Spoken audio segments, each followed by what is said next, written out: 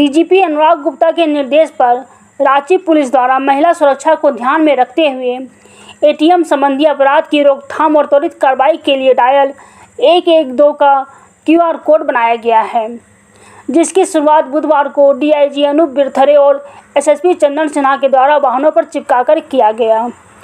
QR code को जिला के सभी ऑटो, ई-रिक्शा और नगर निगम के सभी बसों पर चिपकाया जाएगा, जिसे महिलाएं आसानी से स्कैन कर डायल 112 में छेड़खानी संबंधी और अन्य शिकायत दर्ज कर सकेगी। इसी प्रकार एटीएम संबंधी धोखाधड़ी या साइबर अपराध की सूचना और शिकायत के लिए QR कोड बनाया गया है, जिसे शहर के सभी एटीएम में चिपकाया जाएगा, जिसे सभी आमजन आसानी से आवश्यकता पड़ने पर स्कैन कर डायल 112 में अपनी शिकायत दर्ज करा सकेंगे।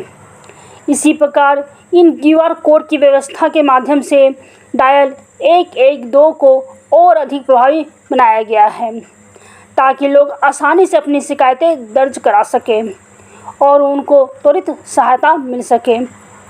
रांची से देवांश सिन्हा की रिपोर्ट। DGP झारखंड महोदय सर के निर्देश पर रांची पुलिस ने डायल 112 जो इमरजेंसी रिस्पॉन्स सिस्टम हमारा है, उसको लेकर के 2 QR कोड डेवलप किए हैं। ये QR कोड जो डायल 112 की जो टीम है और रांची पुलिस के द्वारा डेवलप किया गया है, इसमें बेसिकली एक QR कोड है जो कि विभिन्न tempo, auto, e rickshaw, city bus इत्यादि पर लगाया जाएगा और इसमें हम इस QR कोड को स्कैन करने के साथ ही जो लड़कियां हैं, महिलाएं हैं या कोई भी व्यक्ति, अगर उनके साथ कोई समस्या है, कोई ईव टीजिंग अगर महिलाओं के साथ हो रही है, कोई उनको प्रॉब्लम हो रही है, तो उसकी शिकायत दर्ज कर सकते हैं। दूसरे तरह का जो QR कोड है वो ATM इत्यादि में लगाया जाएगा, ATM के गेट पर और अंदर में। अगर किसी के साथ भी किसी तरह का ATM फ्रॉड होता है, उनका ATM बदलने की बात है, उनका पैसा गलत तरीके से निकलने की बात है या अन्य कोई छेड़खानी वो ATM में अगर नोटिस करते हैं तो उसकी शिकायत वो दर्ज कर सकते हैं। ये बहुत सिंपल है। इसमें जैसे ही आप अपने मोबाइल फ़ोन से इस QR कोड को स्कैन करेंगे तो एक इमरजेंसी ERSS का जो हमारा सिस्टम है डायल 112 की, इसकी वेबसाइट ओपन हो जाएगी और एक फॉर्म हेल्प करके एक आएगा और हेल्प के बाद में फॉर्म ओपन हो जाएगा। उस फॉर्म में मात्र 3-4 इन्फॉर्मेशन आपको देनी है और उसके बाद आपकी शिकायत डायल 112 में दर्ज हो जाएगी और डायल 112 से आपको कॉल बैक भी आएगा। वहाँ से आपको कॉल बैक भी आएगा जिसमें आपकी शिकायत पूछी जाएगी और तुरंत उसका निदान किया जाएगा। जो भी हेल्प आपको पुलिस की तरफ से मिल सकती है, अगर कोई इमरजेंसी है तो पास की PCR या टाइगर मोबाइल और पेट्रोलिंग पार्टी भी पहुँच सकती है और अगर कोई दर्ज करने वाली शिकायत है तो आपकी शिकायत दर्ज हो जाएगी।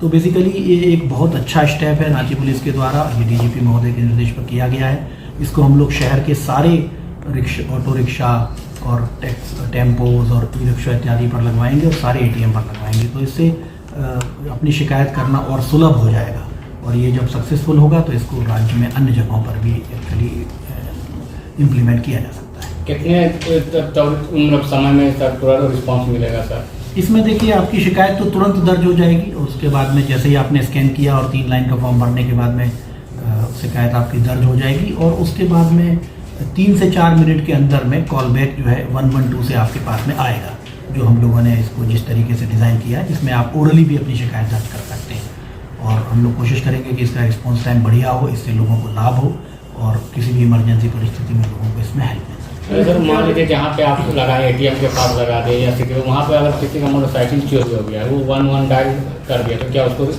मिलेगा? निश्चित तौर पर देखिए 112 को डायल वाली सुविधा तो एनी टाइम उपलब्ध है, वो तो एक इजी साधन है ही कि आप 112 को डायल कर सकते हैं। दूसरा ये भी एक तरीका है, आजकल लोग मोबाइल फ्रेंडली हैं, लोग QR कोड को स्कैन करके बहुत सारे काम अपने करते हैं, तो और इसको बेहतर बनाने के लिए सिस्टम बनाया गया तो इसमें किसी भी तरह की शिकायत आप दर्ज कर सकते हैं। ऐसा जरूरी नहीं अगर ये QR कोड पर आप ये दर्ज करना चाहें कि अगर आपके आसपास में कोई मारपीट हो रही है, कोई लूट हो गया है, कोई घटना हो गई, उसको भी आप दर्ज करेंगे तो वो भी दर्ज हो जाएगी और उसमें भी आपको रिस्पॉन्स 112 से आएगा, जिसमें आप ओरली भी अपनी प्रॉब्लम को बता सकते हैं। रेजिडेंशियल एरिया में चिपकाया जाएगा QR कोड? ये इनिशियली तो हम लोग पहले इसको कर रहे हैं सारे जो मैंने बताया, ऑटो रिक्शा और जो टेम्पो, सिटी बस और इन सब में और ATM इत्यादि में।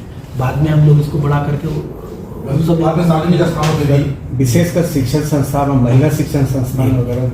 बिल्कुल बिल्कुल, कोचिंग इंस्टीट्यूट हैं, महिला कॉलेजेस हैं, उनकी भी डिस्कस हम लोग SSP साहब और सिटी SP और सारे ऑफिसर हम लोग कर रहे थे, तो उन पर भी हम लोग चिपकाएंगे जिससे उसमें भी वो अपनी शिकायत को रजिस्टर कर सकते हैं। इसमें एक्चुअली 112 जो ऐप है ना, वो भी अपने आप में बहुत ज़्यादा महत्वपूर्ण है। 112 ऐप को जो डाउनलोड किए हुए हैं लोग, उससे इजीली अपनी शिकायतों को दर्ज करा सकते हैं। बट ये कि अगर वो नहीं है, आप नहीं है आपके पास में, तो QR कोड को हैंडल करना आसान होता है, उस पर्पज से ये बनाया गया है। धारणाएं रहती है कि क्या क्या फॉर्म फिलअप करना होगा तब उनको मदद मिलेगी।